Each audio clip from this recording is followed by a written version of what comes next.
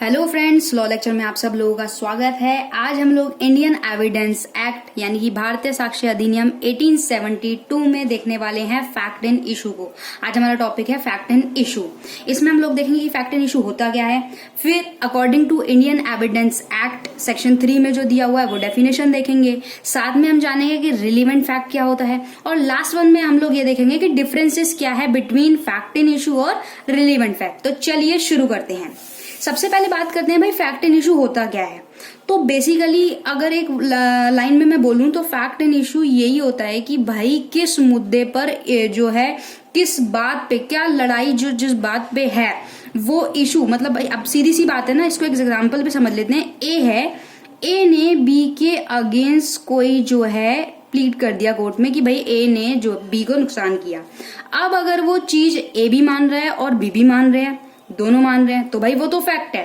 लेकिन ए कह रहा है कि बी ने ऐसा किया पर बी उस बात को नहीं मान रहा कि मैंने ऐसा नहीं किया, तो वो फैक्ट एंड इशू हो जाएगा। यानी कि वो मुद्दा हो जाएगा कि भाई इस बात पे जो है इन लोगों के बीच में इशू हुआ है। ठीक है, तो इसको बेसिकली मीन्स क्या है फैक्ट एंड इशू का, कि एक कोर्ट में जाने से पहले भाई डिस्प्यूट किस बात पे है तो वो फैक्ट एंड इशू पे रहेगा, क्योंकि एक पार्टी कह रही है हाँ, एक पार्टी कह रही है ना, तो वो फैक्ट एंड इशू बन जाता है, यानी कि मुद्दे का तथ्य इन हिंदी अगर बात करें।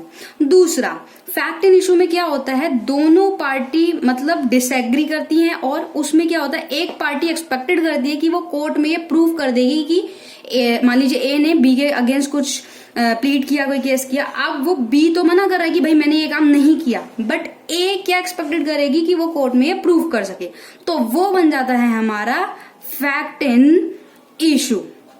ठीक है, और इंटरप्रिटेशन क्लोज में भी फैक्ट एंड इशू दिया हुआ है इंडियन एविडेंस एक्ट के सेक्शन 3 में। उससे पहले वीडियो बना चुके हैं, तो अगर आपको वो वीडियो देखनी है तो ऊपर आई बटन से क्लिक करके देख लीजिएगा।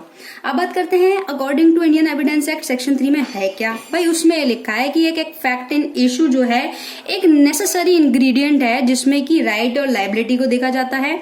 दूसरी बात, आइदर या तो वो फैक्ट होगा, सीधी सी बात है फैक्ट है, आइदर बाय इटसेल्फ या तो वो खुद फैक्ट होगा, या और in connection with other fact, या उसका दूसरे फैक्ट से कोई ना कोई कनेक्शन होगा।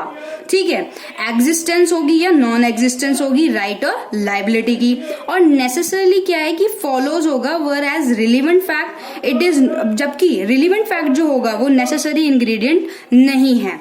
तो ये फैक्ट एंड इशू की डेफिनेशन उसमें दी हुई है कि भाई सीधी सी बात है ना कि एक पार्टी मना कर रही है और एक पार्टी है उसको हाँ करे कि ये चीज हुई है। अब बात करते हैं भाई फैक्ट को उठा लेते हैं कि फैक्ट कितने टाइप का होता है। तो दो तरीके के फैक्ट होते हैं। पहला फैक्ट ये होता है फिजिकल और साइकोलॉजिकल फैक्ट। अब मैं छोटा सा एग्जांपल दे दी। फिजिकल क्या, जो कि हम परसीव कर सके बाय 5 सेंसेस। 5 सेंसेस से हम परसीव कर सकते हैं कि भाई ये फैक्ट है या नहीं है। ठीक है, 5 सेंसेस हमें पता ही है कौन से होते हैं।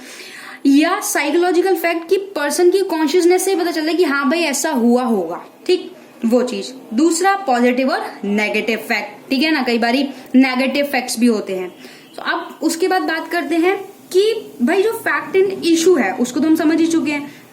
उसमें क्या है कि ए ने बोला कि ए ने मान लीजिए ए ने बी की डेथ कर दिया, ठीक है, ये फैक्ट एंड इशू है क्योंकि ए ने बी की डेथ की है। ये क्या कह रहा है, ये भाई कोई तीसरा पर्सन कह रहा है कि भैया जिसने देखा या जो भी है ए ने बी की डेथ करी है, बट ये हम लोग कह रहे हैं ये फैक्ट नहीं है। हम सब लोग इस चीज को वो नहीं कर रहे क्योंकि ये फैक्ट नहीं है, फैक्ट एंड इशू है, मुद्दा है।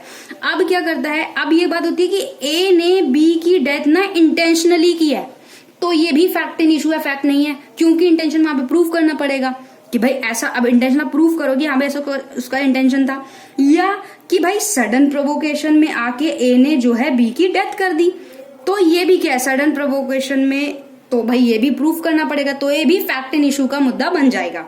ठीक, अब बात करते हैं उसके बाद रिलीवेंट फैक्ट की। रिलीवेंट फैक्ट क्या है, फैक्ट एंड इशू के साथ ये भी बड़ा सुनने में आया।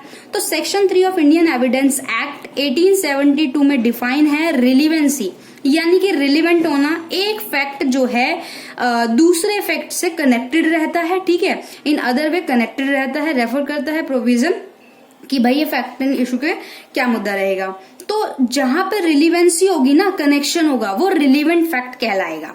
ठीक। और इससे पहले जब हमने इंट्रोडक्शन देखा था इंडियन एविडेंस एक्ट का, तो उसमें एक टेबल मैंने आप लोगों को बताई थी।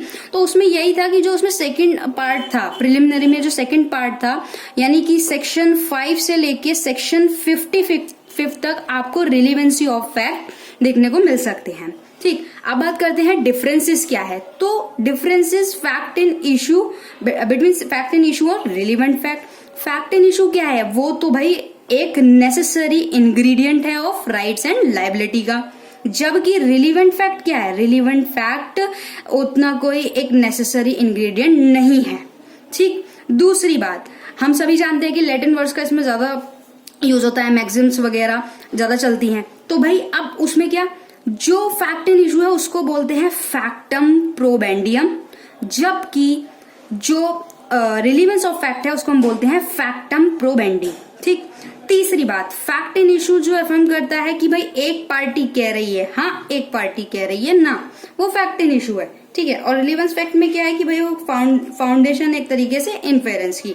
तो ये एक छोटा सा डिफरेंस है। इसके अलावा रिलेवेंसी ऑफ फैक्ट पे एक अलग से वीडियो आएगी, बिकॉज वो भी एक इंपॉर्टेंट टॉपिक है, रिलेवेंसी ऑफ फैक्ट। तो आई होप ये वीडियो आपको अच्छी लगी होगी और ये टॉपिक आपको क्लियर हुआ होगा। वीडियो अच्छी लगे तो लाइक कीजिएगा, और अगर आप इस चैनल पे नए हैं तो चैनल को सब्सक्राइब कीजिएगा। साथ ही अगर आप लोगों को नोट्स चाहिए तो नोट्स डिस्क्रिप्शन बॉक्स में प्रोवाइड आपको करवा दिए जाएंगे। Thank you so much.